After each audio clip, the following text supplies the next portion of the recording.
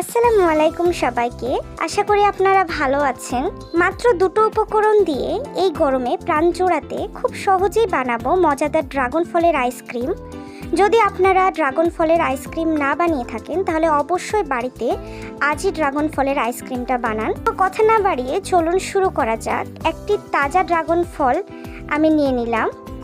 এরপর এটা কেটে খোসা ছাড়িয়ে টুকরো টুকরো করে কেটে নিচ্ছি। এরপর এই টুকরোগুলোকে ভালোভাবে পেস্ট তৈরি করে নিতে হবে। আপনারা এটা হাত দিয়েই ভালোভাবে পেস্ট করে নিতে পারেন।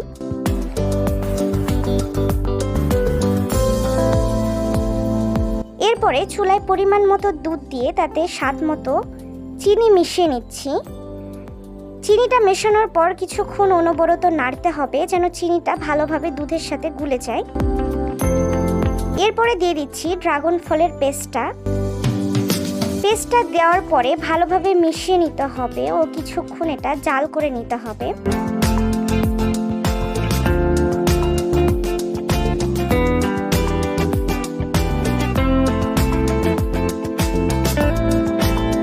এরপর চুলা থেকে নামিয়ে পুরোপুরি ঠান্ডা করে নেব।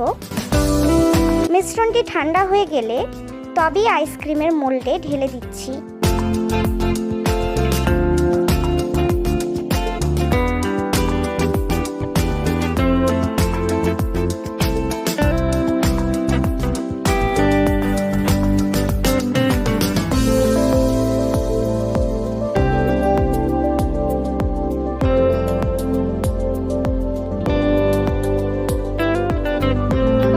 এবার কাঠিগুলো ঠিকভাবে লাগিয়ে দেব।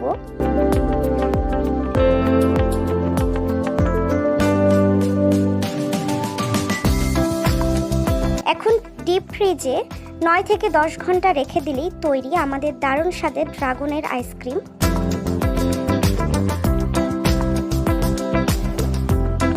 দেখুন কতটা সুন্দর হয়েছে। এটা খুব সহজে বানাতে পারবেন আর এটা স্বাদ সত্যি অসাধারণ হয়েছে। যদি ভিডিওটা আপনাদের ভালো লাগে তাহলে অবশ্যই কমেন্ট করবেন, লাইক ও সাবস্ক্রাইব করবেন। সবাই ভালো থাকবেন। দেখা হবে পরবর্তী ভিডিও।